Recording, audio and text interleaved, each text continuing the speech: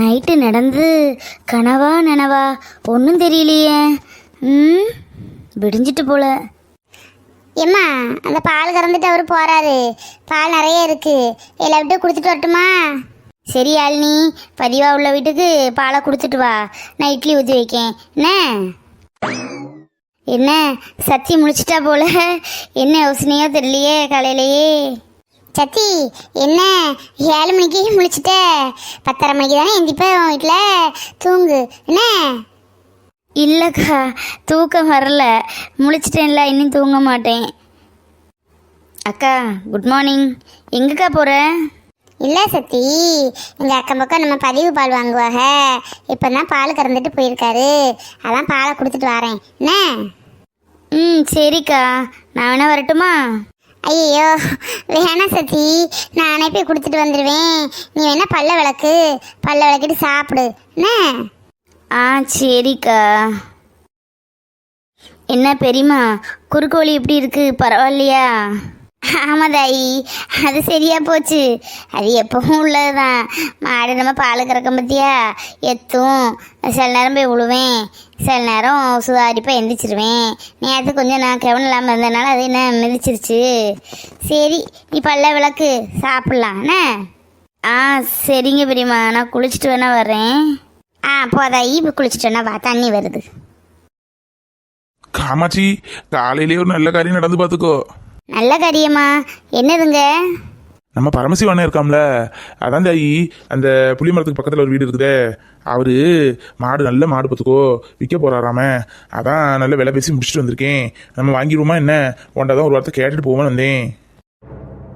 மாடா? இப்போ என்னத்துக்கு மாடு?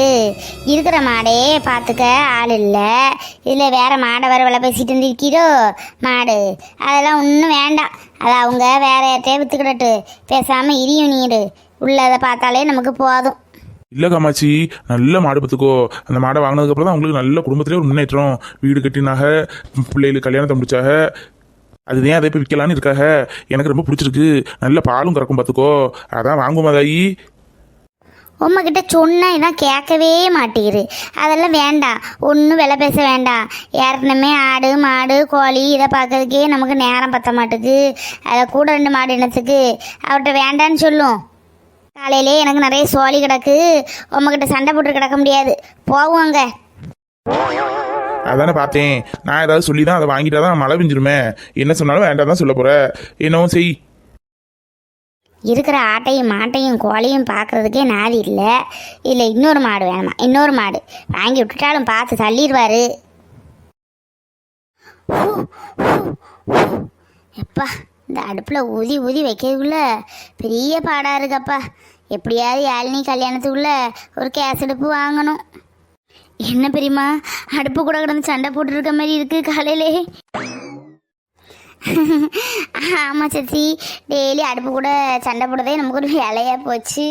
இரி, நல்ல நாட்டுக்கோழி முட்டை இருக்குது, உனக்கு 2 ஆம்லேட் போட்டு தரேன். இரி. ஆம்லேட்டா காலையிலே? வேண்டாம் பெரியம்மா, மத்தியானம் வேணா சாப்பிட்றேன். என்ன சத்தி, குளிச்சிட்ட போல இருக்கு? ஏம்மா, அந்த பக்கத்தில் சுதாக்கா இருக்காங்கல்ல, அவங்க மட்டும் இன்னும் தூங்கி எந்திக்கலை போல. அவங்களுக்குள்ள பால் தான் அந்த சட்டியில் இருக்குது, அவங்க வந்து கேட்டால் கொடுத்துருங்கண்ணே. ஆமாம், அவள் சுதா தானே, அவள் எந்திரிக்க கொஞ்சம் லேட் ஆகும். 9 மணி போல் அவளே வந்து வாங்குவா. அதாங்க வை வச்சுட்டுங்க, வா வந்து சாப்பிடு. அம்மா, சத்திக்கு அந்த முட்டை இருக்குல்ல, நாட்டுக்கோழி முட்டை, அதில் 2 புளிசை போட்டு கொடுங்க. அதான் நீ கேட்டேன். சத்தி இப்போ வேணாம், மத்தியானத்துக்கு அப்புறம் சாப்பிட்றேன், காலையிலே சாப்பிட ஒரு மாதிரி இருக்குங்க. என்ன சத்தி, காலையிலே முட்டை சாப்பிட்டாதான் உடம்புக்கு நல்லது. அதுவும் நாட்டுக்கோழி முட்டை இல்லை, எங்களுக்கெல்லாம் அம்மா காலையிலே வெறும் முட்டை கொடுத்துரும். வெறும் வயிற்றுல முட்டையை உடைச்சி தரும், குடிப்போம். நானும் அன்பண்ணனும் போட்டி போட்டு குடிப்போம். நீ என்ன இப்படி சொல்கிற அவிச்சு சாப்பிட்றதுக்கு? இல்லைக்கா, நான் பெரிய பிள்ளையான பற்றியா, அப்போ முட்டையெல்லாம் உடச்சி தந்தாங்க, அப்போமே நான் குடிக்கிறதுக்கு வேன்னு வச்சு தான் குடிப்பேன். அது எனக்கு பச்சை முட்டையெல்லாம் பிடிக்காதுக்கா. சரி, பச்சையை குடிக்க வேணாம், புல்சை போட்டு தரோம்மா, சாப்பிடு. வெறும் வயிற்றுல சாப்பிட்டாதான் உடம்புக்கு நல்லது. சாப்பிடு, அப்போ தான் நல்ல எங்கள் அம்மா மாதிரி வண்ணமாக வருவேன் என்ன. இல்லை இந்த குச்சி போல தான் இருப்ப. அக்கா, அப்போ நீ சாப்பிடு, பெரியம்மா மாதிரி நீ வெயிட் போடு, அதுக்கப்புறம் நான் சாப்பிட்டு வெயிட் போடுறேன், சரியா? அடியே என்ன அக்கால தங்கச்சியும் சேர்ந்துட்டு என்ன கிண்டல் பண்ணுறீங்களா? நானும் உங்களை மாதிரி ஒல்லி சொல்லியாக இருந்தவதேன். கல்யாணத்துக்கு அப்புறம் குழந்தை குட்டி ஆனதுக்கப்புறம் தான் இப்படி ஆகி போனேன். கேட்டுக்க சத்தி, கல்யாணத்துக்கு அப்புறம் தான் அம்மா இப்படி ஆனாங்களாம். அப்புறம் நம்மளும் இப்படி தான் ஆயிரும் போல கல்யாணத்துக்கு அப்புறம்னே. ஆமாக்கா, கல்யாணத்துக்கு அப்புறம் எல்லாருமே இப்படி தான். எங்கள் வீட்டுக்கிட்டே ஒரு அக்கா இருக்காங்க, ஒல்லியாக இருப்பாங்க. முன்னாடி ஊதி விட்டால் பறந்துடுவாங்க. இப்போ கல்யாணம் செஞ்சு 2 வருஷம்தான் ஆச்சு. அவங்கள பார்த்தா ஐயோ, அவங்க நடக்க முடியாமல் தெவங்கி நடந்துட்டு வருவாங்க. பார்க்கறதுக்கே பரிதாபமாக இருக்கும். அதெல்லாம் இல்லை, எனக்காக நீ ஒரு முட்டை புதுசே சாப்பிட்டு தான் ஆகணும். அம்மா, ஒரு முட்டை ஆம்லேட்டை போட்டு கொடுங்க சத்திக்கு. எனக்கு வேண்டி வேணா ஒன்று சாப்பிடுங்கக்கா, ஒன்று போதும், அதுக்கப்புறம் வேண்டாம் பெரியம்மா. பத்தியா சத்தி, என்ன செக்க செவேன்னு இருக்குது பத்தியா? நாட்டுக்கோழி முட்டை மட்டும்தான் இப்படி செக்க செவேன்னு இருக்கும். இந்த கரண்டு கோழியெல்லாம் மஞ்சள் கலரில் தான் இருக்கும். அதை விட இந்த நாட்டுக்கோழி முட்டை தான் ரொம்ப சத்து. நீ வீட்டுக்கு போவையில் நான் ஒரு 10-20 முட்டை தாரேன். என்ன நீயும் நிக்கியும் டெய்லி வெறும் வயிற்றுல குடிங்க, உடம்புக்கு நல்ல பேலம் பார்த்துக்கோ. சரி பெரியம்மா தாங்க. ஆனால் 10 வெறும் வயிற்றுலாம் குடிக்க முடியாது, புதுசை வேணால் போட்டு சாப்பிட்டுக்கிறேன். அக்கா, அன்னை நம்ம போனோம்லக்கா தோட்டத்துக்குலாம், அங்கெல்லாம் போவோமாக்கா? தோட்டத்துக்கு போகணுமா? சரி வேணா வா சத்தி, போயிட்டு வரலானே. கொஞ்சம் கீரையும் பறைக்க வேண்டியது இருக்குது. ஒரு தாத்தா கீரை கேட்டார் விற்கிற விலைக்கு. அப்போ அவருக்கு பறைச்சிக்கிற சொன்னேன். அதான் நம்மளும் போய் மேல்பார்வை பார்த்துட்டு நிற்போம். அப்புறம் அவர் பிஞ்சு கீரையெல்லாம் பிடுங்கிட்டு போயிடுவார். நீ அப்போ சாப்பிடு, நம்ம கிளம்புவோனே. யாருட்டி அந்த கம்மல் போட்டிருப்பாரு ஒரு தாத்தா, அவரா கீரை கேட்டார்? ஆமாம்மா, அந்த தாத்தா தான் 100 ரூபாய்க்கு கீரை கேட்டார். விலைக்கு கொடுக்கணுமா, வெளியூருக்கெலாம் அனுப்பி விடணுமா. அதான் நான் சொன்னேன், இங்கே வந்து பறிச்சுக்கோங்க, இங்கே ஆள் ஒன்றும் இல்லை அப்படின்னேன். இப்போ வரேன் இருக்காரு. அப்போ நானும் சத்தியம் வேணால் சாப்பிட்டுட்டு அங்கே கீரை தோட்டத்துக்கு போகிறோம். அப்படியா? சரி சரி. அப்போ சச்சி சீக்கிரம் சாப்பிட்டுட்டு போங்க. என்ன இந்த பெரியம்மா சொல்லியும் தப்பாக எடுத்துக்காத. வெள்ளெண்ணத்தோடி போயிட்டு வந்துடுனதை. சீக்கிரம் பஸ்ஸை ஏற்றி விட சொன்னாம, நாளைக்கு காலேஜ் உண்டாம உனக்கு. சீக்கிரம் ஏறினா தானே ஒரு 6 மணிக்குள்ளே நீ ஊரை பார்த்து போக முடியும். என்ன நிக்கிக்கு லீவ் விட்டோன்னா கண்டிப்பாக எல்லோரும் வரணுன்னதாயி. கண்டிப்பாக இனிமேல் வந்தே அவன் பெரியம்மா. இந்த ஊரை மிஸ் பண்ண மாதிரி இல்லைனா. இடமே எல்லாம் சூப்பராக இருக்குது, நல்லா பச்சை பச்சேன்னு இருக்கு. கண்ணுக்கே நல்லா இருக்குக்கா பார்க்கறதுக்கே. நீ இப்போ பார்க்கறத விட ஆடி மாதம் வந்தேன்னு வையேன், இங்கே ரொம்ப பச்சை பச்சேன்னு இருக்கும்.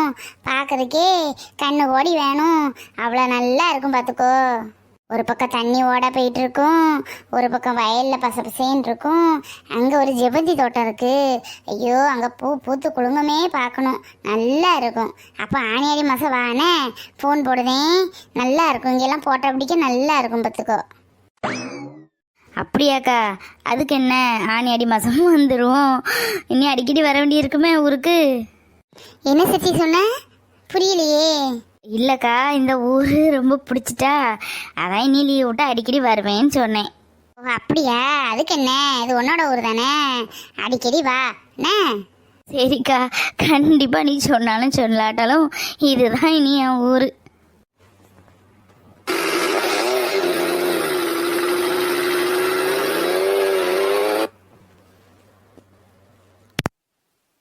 ஏதோ மோட்டர் பைக் சவுண்டு கேட்கல என்ன? அட, சந்தோஷண்ணா வராங்க. ஆமாம், பெரிய சந்தோஷண்ணா தான். சந்தோஷண்ணா. ஹாய் சத்யா, என்ன யாழினி நல்லா இருக்கீங்களா? எப்போ வந்தீங்க ஊர்ல இருந்து? இல்லை சந்தோஷண்ணா, நாங்கள் நேற்று சாயந்தரமே வந்துட்டோம். இப்போ சத்யா ஊருக்கு கிளம்புவா மத்தியானத்துக்கு. அதான் ஊரை சுற்றி பார்க்கணுன்னா சரின்னு கூட்டிகிட்டு போயிட்டு இருக்கேன். ஓ அப்படியா மேடம், ஊர் சுற்றி பார்க்க வராங்களா? வாங்க வாங்க. சத்தி, என்னன்னு கேளு. என்ன சந்தோஷ், நல்லா இருக்கீங்களா? ஆமாம் சத்யா, நல்லா இருக்கேன். நிகிலாம் வரலையா? இல்லை சந்தோஷ், அவளுக்கு எக்ஸாம் இருக்குது, அதான் வரல. லீவுக்கு கண்டிப்பாக வருவா. அப்படியா? சரி சரிங்க. அப்போ ஊரை போய் சுற்றி பாருங்க. நம்ம சோள தோட்டம்லாம் இருக்குது, அங்கெல்லாம் போய் பாருங்க, உங்களுக்கு ரொம்பவே பிடிக்கும். சரிங்க சந்தோஷ், கண்டிப்பாக பார்க்குறேன். சரிங்க, அப்போ நாங்கள் போயிட்டு வரோம். வா சத்தி.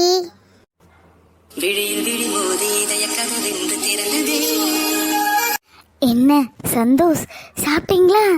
ஆமாம் ஆமாம் சாப்பிட்டேன். நீ சாப்பிட்டியா சத்யா? ஆமாங்க சாப்பிட்டேன். நம்ம நேற்று வந்தது உங்களுக்கு தெரியாத மாதிரி சார் பேசுறீங்க. நாங்கெல்லாம் கூட்டத்தில் அப்படிதான். என்ன சத்தி? சரி சந்தோஷ், போயிட்டு வரேன். சரிங்க, போயிட்டு வாங்க. வெ. ஏ வாளு, நீ வா, உனக்கு இருக்கு. சத்யானா சத்யா தான். நீ ஏன் இந்த ஊர்லயே இருந்துடக்கூடாது சத்யா? சத்யா வரையா, பைக்ல கூட்டிட்டு போறேன். ஆசைதான், போங்க. சத்யா, நம்ம தோட்டத்தில் நிறைய தேங்காய் வெட்டி போட்டிருக்காங்க. தேங்காய் வீட்டுக்கு தட்டுமா சத்யா? கொண்டு போறியா? தேங்காவா? தேங்காய்லாம் வேண்டாம் சந்தோஷ். நான் கொண்டுட்டு போனாலும் யார் தந்தாங்க எவர் தந்தாங்கன்னு கேட்பாங்க. அதெல்லாம் வேண்டாம் சந்தோஷ். சத்தி,